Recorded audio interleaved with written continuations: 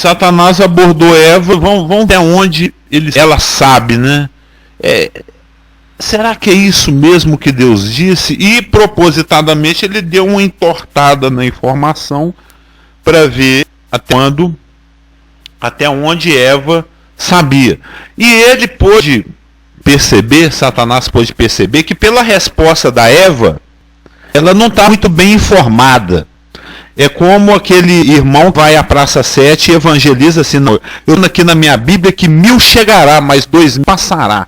E como nós já passamos, nós estamos aqui dentro da misericórdia do Senhor. Então faça a sua parte e vai te ajudar. É algo mais ou menos assim, Satanás está observando que a Eva está mal informada. Ela está lendo Apocalipse 23, Apocalipse 24, está sumindo com Gênesis 3, ou seja, ela suprimindo coisas, acrescentando coisas, ela está mal informada. Lembra da resposta dela? Que ela suprimiu aquelas partículas que demonstravam a graça de Deus de toda a árvore livremente. Ela acrescentou, não tocareis, ela minimou o juízo de Deus ao não ter falado que era no dia e que seria certa a morte. Então, diante de uma Eva mal informada, de uma Eva confusa, de uma Eva que não estava sabendo manejar bem a palavra da verdade, aí Satanás tirou vontade, já que ela estava com a ótica distorcida. No caderno que acabou, a gente vai fazendo os adendos. Como ela já estava, Satanás percebeu que Eva não estava manejando bem a palavra da verdade. Aí a serpente se sentiu à vontade para fazer uma afirmativa totalmente contra o que Deus tinha falado. E essa ótica distorcida de Eva, que já vinha distorcida e que ele distorceu mais ainda, permitiu que Satanás fosse mais corajoso, mais ousado, né? Então agora eu vou falar rasgado, em vez de ficar com insinuações, com dúvida. Olha a cabeleira do Zezé, será que ele é? Tipo assim, só jogando insinuações. Vou falar abertamente mesmo. Vou falar rasgado. Vou fazer uma negação frontal. Eu vou difamar Deus mesmo. Satanás está se preparando. Exatamente. Foi a deixa, né? A forma de Eva dialogar com a serpente mal informadamente foi a deixa, como diz a Elaine, né, para Satanás fazer a investidura mais acentuada, né, para atacar com mais força, que está aqui no versículo 4. Então, né, conclusivamente, então a serpente disse à mulher: é certo que não morrereis. Eu não sei se isso aconteceu com os irmãos. Tem hora que Satanás ele chega e ele fala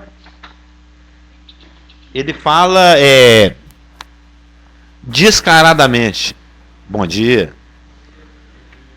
Estamos vendo aqui, irmãos, que como a Eva se mostrou desinformada, como ela não estava manejando bem a palavra da verdade no seu contato com a serpente, como disse Elaine, né, essa má informação da Eva foi a deixa, né, foi o gancho, foi a oportunidade que Satanás teve para fazer a afirmação do versículo 4.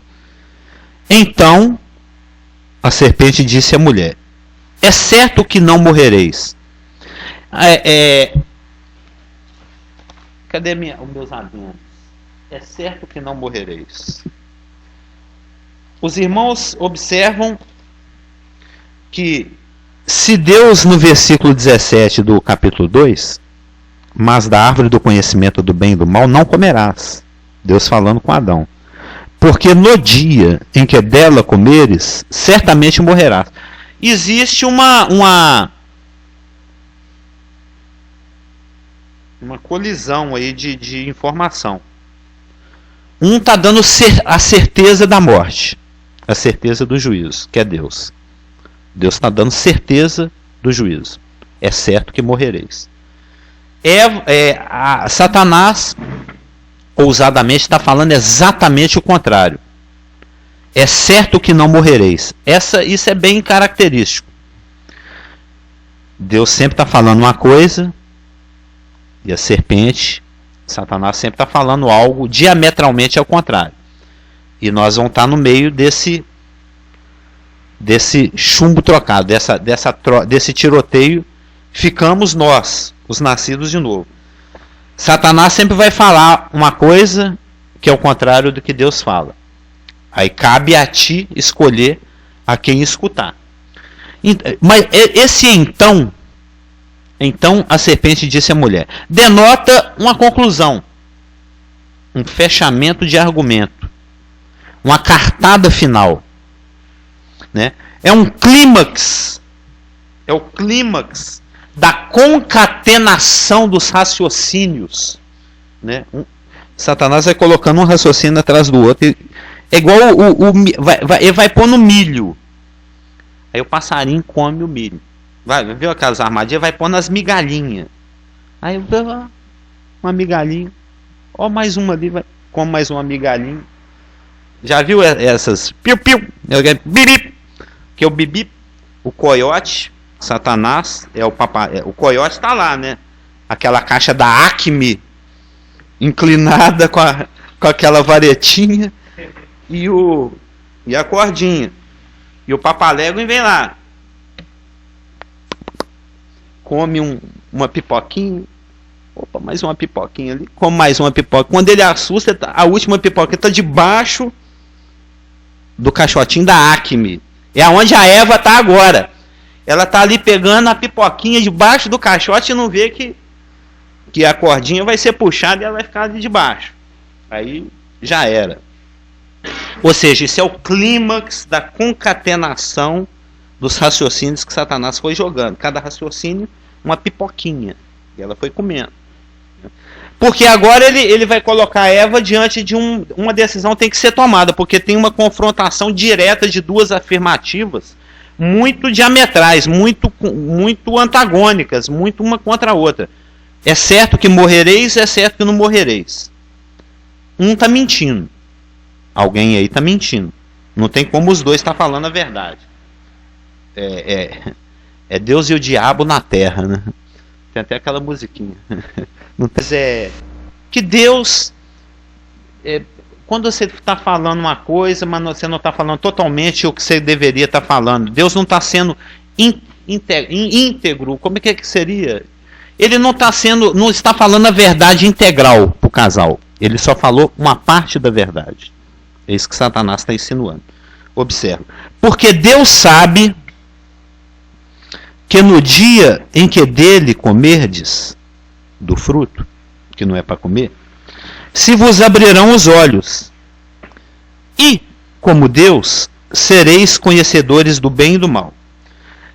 Satanás está com essa afirmativa de apoio ao é certo que não morrereis, ele está insinuando que Deus está retendo algo, que Deus não está sendo totalmente sincero, que aquilo que Deus falou não foi toda a verdade que tinha para ser dita, que Deus não transmitiu completamente a informação, que Deus ele não dá tudo de uma vez, que ele dá somente aquilo que é necessário para que você fique provisoriamente contente, para que você fique parcialmente aliado a ele, mas tem coisas que ele sabe e que você não sabe. E é bom que fique desse jeito. Que Deus, ele tem dádivas para serem dadas, que ele é gracioso, mas ele não é tão gracioso assim. Ele também não dá tudo, não. Ele dá muita coisa, mas ele não vai correr o risco de que você seja como ele, de que você tenha o entendimento que ele tem, que você conheça. O caráter de Deus é exatamente o contrário. Deus é um Deus que compartilha. Deus é um Deus que quer que você acompanhe, vai junto com ele, que você entenda junto com ele, que você se comunique recebendo entendimento e demonstrando entendimento recebido. Mas o que Satanás está insinuando aqui é que Deus retém alguma coisa. E, na realidade, isso é algo que paira na cabeça de todos os nascidos de novo, em maior ou em menor grau, em uma circunstância ou outra da vida. Deus é bom, a gente louva, a gente bendiz o Senhor aqui, mas no fundo, a gente satanicamente sempre pensa que Deus não deu tudo que tinha para dar. A gente sempre enxerga Deus da ótica satânica de que tem alguma coisinha que ele segurou. Vamos ser sinceros, não é assim que muitas vezes nós pensamos? Não, se eu oro por uma coisa, eu até recebo a bênção, eu recebo a resposta de oração. Mas no fundo, satanicamente projeta nas nossas mentes Deus poderia ter feito um pouquinho melhor esse negócio aí. Deus está te respondendo essa oração, mas Ele está te respondendo com a resposta nível B. É porque você não mereceu. Se você tivesse, igual aquele rei que bateu as flechas lá no chão, se você tivesse batido, espancado mesmo a flecha, se você tivesse sido um pouquinho mais persistente, se você tivesse feito a sua parte um pouquinho maior de determinação, aquela partezinha que só Deus sabe que você não sabe, aquilo que ele reteve, aí ele teria soltado. Sempre tem uma projeção de que tem algo para ser feito e que tem algo que não foi feito. É assim que Satanás trabalha. Ele sempre tenta projetar, porque o que Deus fala é infalível.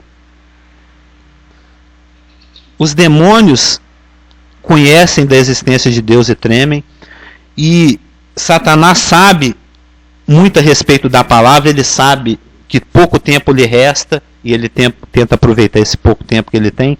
Então, que a palavra de Deus, no seu cumprimento, é inexorável, como dizia o nosso antigo mestre, que ela vai acontecer de qualquer jeito, é fato.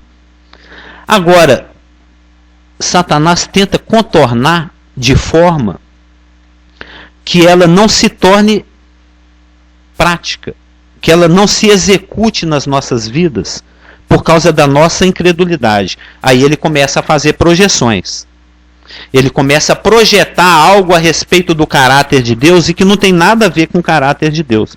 Porque uma vez que a palavra é inexorável, que ela vai acontecer de qualquer forma, Satanás tenta neutralizar, ele tenta fazer com que ela seja inoperante, particularmente na sua vida.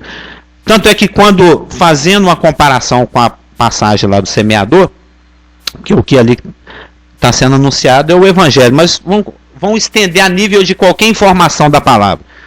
Sempre que algo é lançado no nosso coração, pelo Espírito Santo, vêm os pássaros e tentam roubar.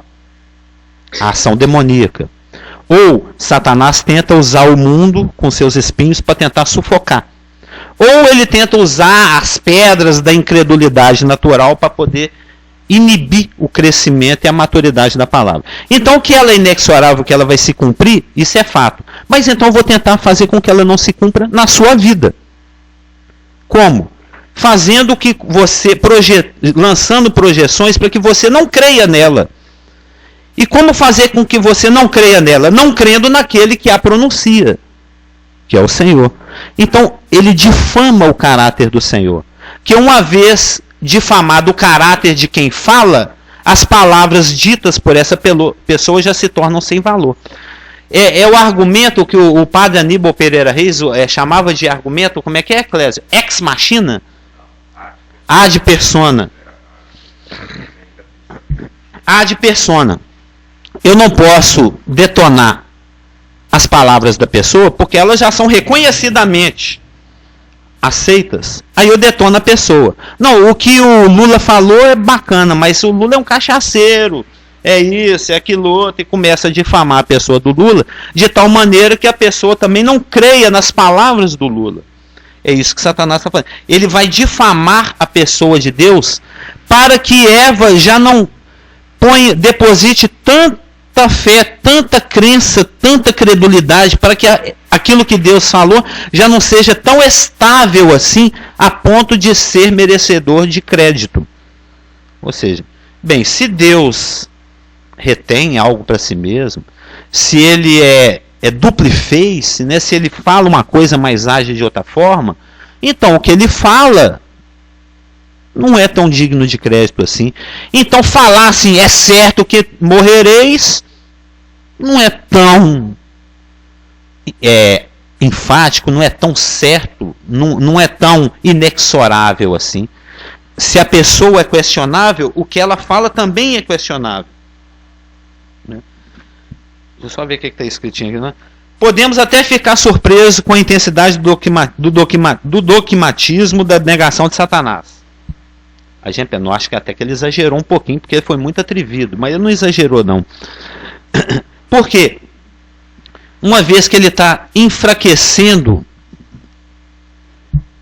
a oposição de Eva, que se baseia na firmeza que o caráter de Deus transmite, enfraquecido o caráter, enfraquecida a minha confiança, então o que ele falou, como é que eu posso estar certo de que é fato, de que vai acontecer? Porque Deus sabe que no dia em que dele comerdes, se vos abrirão os olhos, e como Deus, sereis. Lembra lá de Isaías 14, Ezequiel 28, mais especificamente Isaías 14, sereis semelhante ao Altíssimo. É isso que Satanás está oferecendo a Eva. O que ele está oferecendo a Eva? Os olhos vão abrir. Até a proposta de Satanás insinua difamações ao caráter da pessoa de Deus.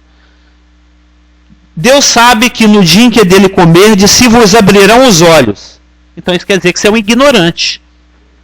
Isso quer dizer que Deus está mantendo seu olho fechado. Isso quer dizer que conviver com Deus é estar em estado de ignorância. E a gente recebe esse tipo de acusação praticamente todo dia. Ser crente é ser trouxa, é bobo, é burro. Crente é burro. Crente não pensa. Né? Crente é proibido de pensar, ele tem só que balançar a cabecinha. Não, eu fui com um dia de nascido de novo, eu nasci de novo no dia 14 de novembro de 1981, no dia 15 de novembro de 1981, meu irmão já queria me trancar no quarto para eu não ir no culto de domingo, falou, fizeram lavagem cerebral no Magrelo. Não, trancaram esse menino num quarto, arregalaram o olho dele, puseram filme de nazista para ele assistir. Porque ele não é o Carlos Amil de ontem mais não. Cadê meu irmão? Fizeram lavagem cerebral dele. Satanás está dizendo o seguinte: Deus tem te mantido em estado de ignorância. Deus está tampando seu... Ele é que é o Deus desse século que cega o entendimento das pessoas para que eles não vejam o resplendor do evangelho na pessoa de Cristo. Mas ele está falando, Deus está tampando seu olho. Você está cego. Você está com o olho fechado, você é um ignorante, você é burro. Você não sabe das coisas. Deus sabe, você não sabe. Esse é o estado que você está convivendo com Deus, é esse. E como Deus sereis.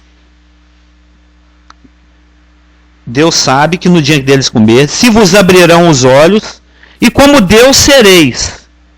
Ou seja, você está, além de ser ignorante, além de ser burro, além de não saber as coisas, porque Deus está escondendo você, porque Deus está tampando seu olho, você está num estado de inadequação.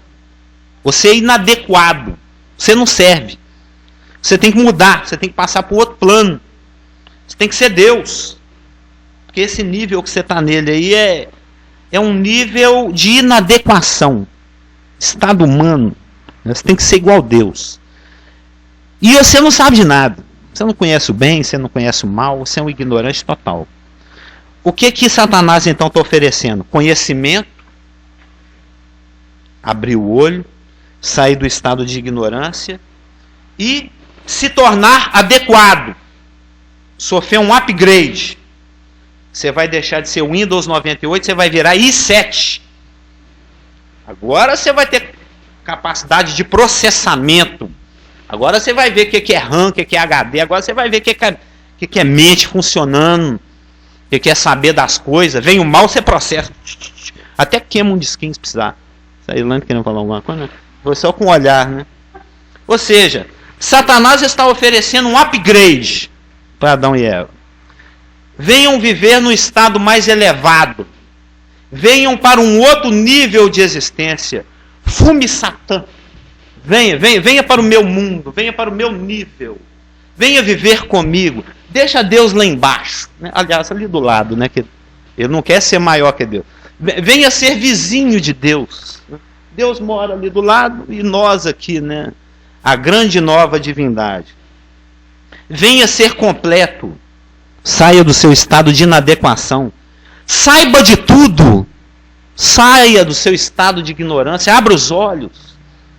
Abra a boca. É royal, né? Tem um monte de... Se você pensar, tem um monte de propaganda que é um apelo com uma oferta. É um apelo com uma oferta. Né? O marketing é coisa antiga, né? Vem desde o Éden.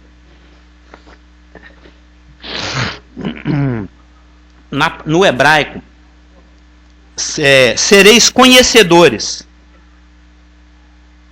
Cadê o aparte ao senador aqui?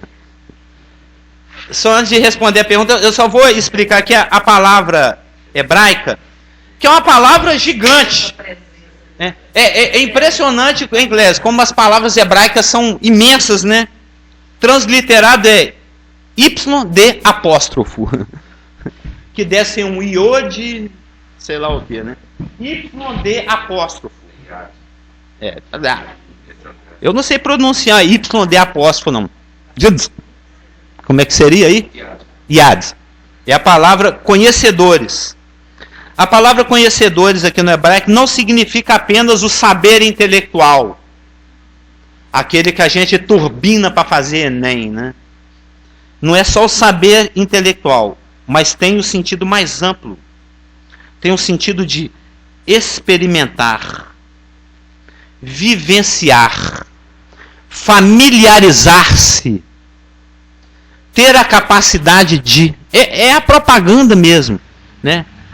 Beba do bem, coma do mal, né? Experimente, vivencie, saiba como é, tenha a sensação de viver o mal, venha sentir o gosto do bem. É isso que Satanás está fazendo, está oferecendo um produto. Ele está oferecendo um produto. Pode falar. Aproxime-se. O Congresso, né? Vossa Excelência, eu queria... Não, primeiro, já que você tocou nessa palavra hebraica, essa palavra é uma palavra mística no meio do judaísmo hoje, né? Não é isso que eu vou falar, mas só para situar aqui a coisa. É por causa das midrashas que eles deles lá, né? Não, a Cabala, né? A Cabala é o misticismo judaico, e eles usam algumas palavras com sentido mágico, né? E eu aproveito esse contexto para falar o que eu ia comentar. Isso que você está dizendo aí... Obrigado. Isso que você está comentando aí, né? Essa proposta que Satanás está comentando é muito semelhante ao que é prometido com as drogas. É a mesma coisa. O que Satanás está prometendo é um alargamento da consciência. Exatamente. Um outro nível. Você vai aumentar a sua consciência. Então, assim, existem hoje, né, assim, várias formas de identificar essa variação dessa proposta, que pode ser através da maconha, a cocaína, a merla, né, que era usado, e é usado até hoje por músico, por artista, exatamente como uma forma de alargar a consciência para que ele possa escrever melhor, para que ele possa produzir melhor, para que ele possa dirigir um filme de cinema melhor, né? É uma coisa comum. Tem um livro escrito há mais de 100 anos, 150 anos, do Aldous Huxley, né? Que foi quem escreveu do Mundo Novo? O Admirável Mundo Novo. Ele escreveu um livro chamado Do Céu e Inferno, que ele trata muito essa questão, né, de como que a música na igreja é usada também com esse sentido, né, o jejum é usado nesse sentido, assim como várias drogas, né, como o açúcar, o café, para ficar mais próximo de coisas que a gente acha que é tudo muito bom, assim, né, a gente não sabe dos perigos, dos excessos das coisas, né. Fica preocupado com a cachaça, cocaína, com a maconha, né, mas tem O açúcar é Coca-Cola também. Falando verdade, a gente fica preocupado com a vida dos outros, né? Quando a gente relaxa e deixa pra lá, né? A gente quer olhar pra vida dos outros, essa é a verdade, né? É Marta Suplicy, é isso exatamente. Né? Mas é exatamente isso que eu queria dizer. O Satanás está propondo um alargamento de consciência. Exatamente. Desde aquela época. Que hoje é feito de diversas outras formas, né? Levando em conta que as pessoas já experimentaram do fruto. Então, fazendo uma paráfrase, né? O fruto era praticamente uma espécie de droga do ponto de vista de Satanás. No momento que ele experimentou, eles começaram a perceber e enxergar coisas que eles não viam antes. Experimentar, de acordo com Iades aqui, né? Exatamente. Se tornou empírico para eles, né? Tornou experimental. Então, resumindo, toda essa conversa, vamos pegar desde o comecinho, né? Resumindo, toda essa conversa, pode todas as árvores ou pode algumas? Lembra lá, 3 domingos atrás, todas as árvores ou pode alguma? Aliás, pode ou não pode? Tem consequência? Não tem consequência? Tchim.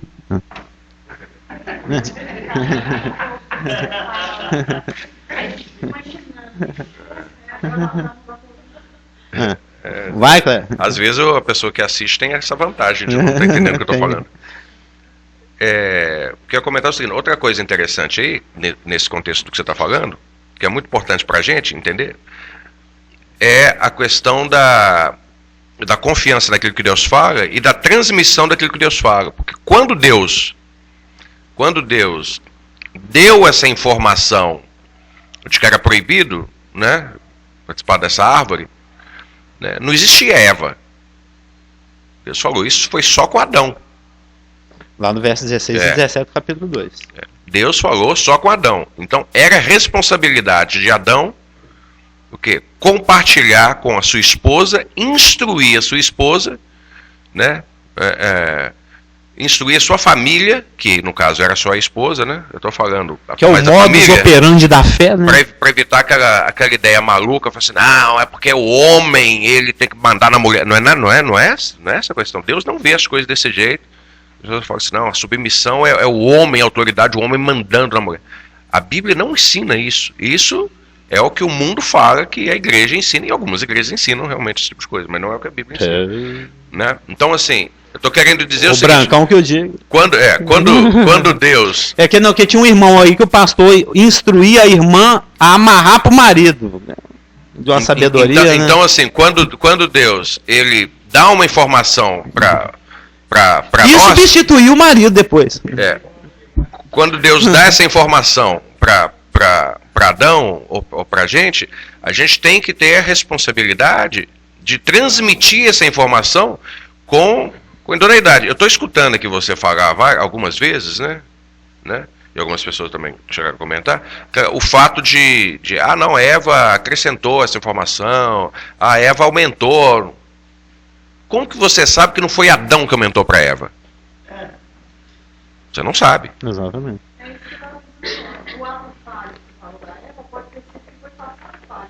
Bom dia. Mas de qualquer maneira, está escrito aqui que foi ela que falou.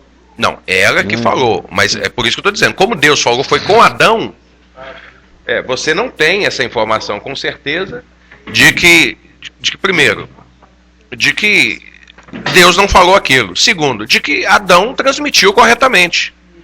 Né? Isso faz a gente pensar em pessoas que estão na posição como a sua, aqui na igreja, por exemplo, e a do Geraldo, que estudam a Bíblia, preparam o nosso alimento em casa para poder servir aqui. A papinha, né? Preparam o alimento para servir aqui. A responsabilidade que vocês têm de serem fiéis na transmissão daquilo que Deus dá para vocês é muito grande. Né? A nós cabe a responsabilidade de, no sentido grego da coisa, de julgar o que vocês estão dizendo, avaliar a luz da palavra de Deus e levar para a prática da nossa vida. Né? E levar para a prática da nossa vida. Exatamente. né? Agora, a de vocês é mais do que isso, né? Deus exige a responsabilidade da transmissão fiel. Vocês têm a responsabilidade, né, de transmitir com fidelidade. Por quê? Porque da mesma forma como Satanás usou aquilo que Deus transmitiu diretamente para Adão, e Adão transmitiu diretamente para Eva, né? Da mesma forma, Satanás se aproxima de nós, né? E também testa a fé do irmão em cima daquilo que você disse daí de cima. Com certeza, absoluto. Né? Então, a palavra doce que eu tenho para vocês dois aqui nesse momento é o seguinte: vocês são responsáveis. Sim, claro. Vocês são responsáveis na transmissão da palavra de Deus, né? Vocês são responsáveis por estudar a palavra com mais esmero do que o Joel. É o que fala lá em Romanos. Né? Assim. Mas como disse a Marluce lá em casa, mas é muito mais sério ouvir de Deus do que ouvir do Adão. Sim. Como eu falei, para ela foi mais fácil desobedecer, porque é o marido que está falando também, não é Deus que sim, fala. mas como Deus estabeleceu na igreja o princípio de entregar pessoas com dons, exatamente, de transmitir, então isso é inescapável, não precisa de estudar, de conferir, como os iberianos, de conferir, né? Então, amém. Vamos encerrar. Então, resumindo, tem consequência ou não tem consequência? Pode comer de todas as árvores, não pode comer de todas? Será que pode? Será que não pode? Toca ou não toca? Chuta ou não chuta? Come ou não come? Resumindo o que Satanás está querendo dizer, ó, isso tudo aí é ameaça da divindade egocêntrica. Isso é um Deus egocêntrico, insatisfeito, é cheio de exigênciazinha. Deus é assim mesmo, esse negócio de pode, não pode, não leva a sério. Verso 6. Vendo a mulher, já não sabe quanto tempo ela ficou olhando, né? Satanás agora vai deixar Eva com seus pensamentos. As sementes de destruição já foram lançadas. Deixa a Eva agora ela lançando um olhar diferente para a árvore, né? Vendo a mulher. Ele deixa a Eva lá em silêncio, contemplando o fruto. Está no gerúndio aqui, né? É o continuous tense, né? É um momento de contemplação. Ele deixou a Eva lá contemplando, olhando demoradamente para aquele fruto, contemplando a desobediência, avaliando o custo-benefício, né? Tem esse lance aí de morrer. Eu vou ser igual a Deus, hein? Se comer, morre. Mas eu vou subir de plano, hein? Vou para outro plano. Como é que eu anotei aqui?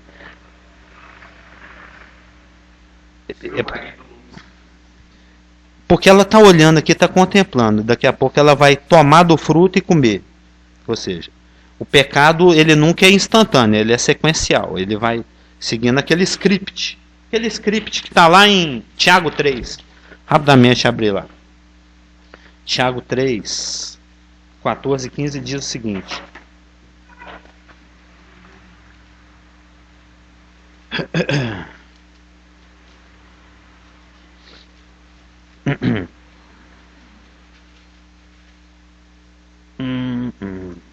É 1, 14 e 15. Ao contrário, cada um é tentado pela sua própria cobiça, quando esta o atrai e seduz. Cada um que Deus não tenta ninguém, o contexto, né? Mas cada um é tentado pela sua própria cobiça, quando Tiago 1, 14 e 15. Quando esta o atrai e seduz. Então a cobiça, depois de haver concebido, dá à luz o pecado. E o pecado, uma vez consumado, gera morte. O pecado é sequencial, vocês viram que tem um caminhozinho. A Eva ela já está pensando a respeito da proposta, da oferta. Ou seja, a mente dela já está sendo invadida com A análise do custo-benefício. Bem, ela é boa para comer, né? Pelo menos se eu tiver com fome, ela vai matar a fome. Bonita também ela é. Não, porque tem comida que a gente come com o olho. E tem comida que é terrível, né? É horrorosa. Ela é super nutritiva, mas não é aquele gembezão todo misturado. Conhece o gembê? O gembê, quando você mistura tudo, fica aquela aparência horrível, mas você come que você está morrendo de fome. Não era o caso da fruta aqui. A fruta é bonita, devia ser reluzente. Não sabemos que cor que era, mas era bonita, era agradável. Nossa, a fruta parece que é as do mercado central, né? Toda reluzente. E com uma característica que as outras não tinham. Agradável para dar entendimento. Ou seja, querer ela já quer. Só falta é a ação. Porque é a ação que vai gerar a morte.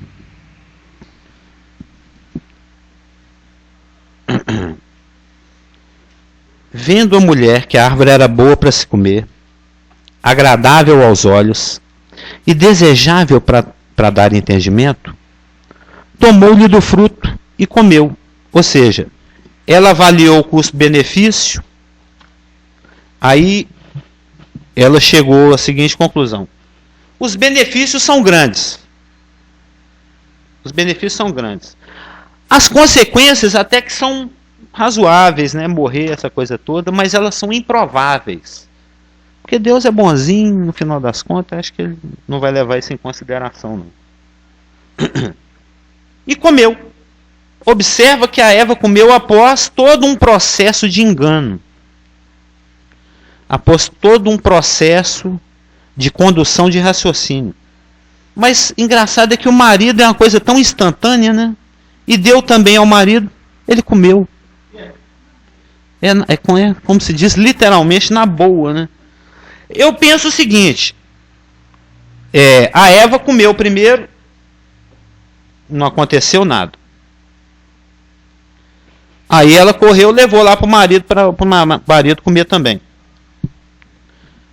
Eu acho que é um pouco até natural esse negócio. Deus falou que se comesse morreria. A Eva comeu, não morreu. Eu vou comer também, porque não vai acontecer nada. Só pode ter sido esse o raciocínio dele. Deus falou que se comesse morreria. Ué, mulher, essa fruta está na mão aí, não é aquela lá que não pode? É. Mas você está comendo a fruta? Tô. Mas não tem aquele lance que Deus falou que se comesse a gente ia ser separado da comunhão com ele, ia ficar, não ia poder mais encontrar com ele. Eu falei, pois é, eu estou comendo aqui, até agora não deu dor de barriga, não estou com dor de cabeça, não estou tonta, não caiu no chão. Ele é até azedinha, né? Ou docinha, não sei. Olha para você ver que gostoso. E deu para o marido. Ele perguntou, mas você está sentindo bem? Você melhorou? Você está sentindo, tá mais? Oi, abriu mesmo? Mesma coisa. Morreu, está sentindo que está morrendo aí? Também não. Mas tá sendo. Então vamos comer esse negócio aí, porque não acontece nada.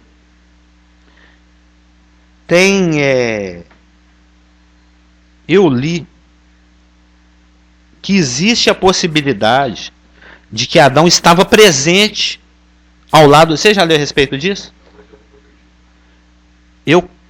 Porque a nossa tradução não tem isso, mas tem uma tradução, é aqueles textos em que não aparecem todos os aquelas partículas que não aparecem em todos os textos, igual aquele lá do Romanos 8:1, né, que diz o seguinte. Oi? Entre colchetes, seu parente costuma vir, né? Vendo a mulher que a árvore era boa para se comer, agradável aos olhos e desejável para dar entendimento, tomou-lhe do fruto e comeu. E deu também ao marido com ela, e ele comeu. Tem versões que ao lado da palavra marido tem com ela, dando a entender que o marido estava com ela. E deu também ao seu marido com ela, e ele comeu, como se fosse uma adjacência, como se ele tivesse ele próximo, durante todo o diálogo.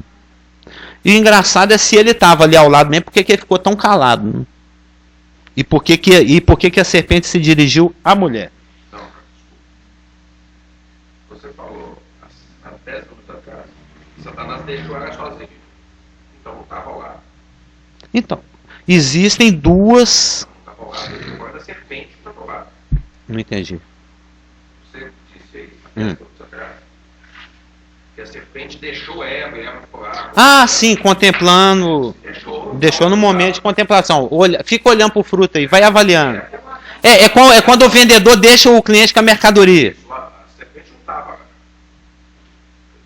Sim, eu estou falando lá no Gênesis 3:1 era serpente, mulher e homem. E tem quem crê que era só serpente e mulher. Esse versículo, os dois estavam juntos. Ah, sim. Então eu entendo que isso aqui também, porque o versículo seguinte diz que na hora que comeu, abriram-se os olhos dos dois. Quando Adão comeu. Dos dois. Então estavam juntos, os dois. Então abriu o olho de Adão, já tinha aberto de Eva, abriu dos dois. E deu também ao marido. Entre o ela ter comido e dar também ao marido, aqui nesse trechinho do 6, é que ela saiu de lá e levou para ele, ou ele já estava do lado.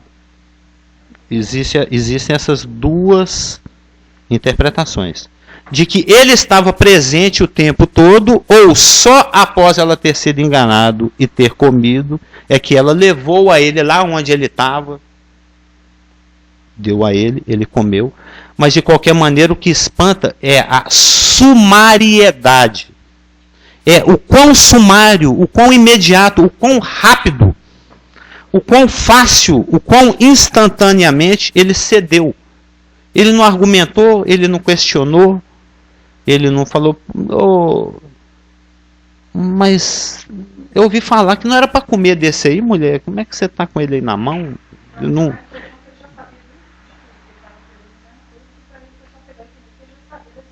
Ele já tinha acompanhado o argumento e já estava tão enganado tanto quanto.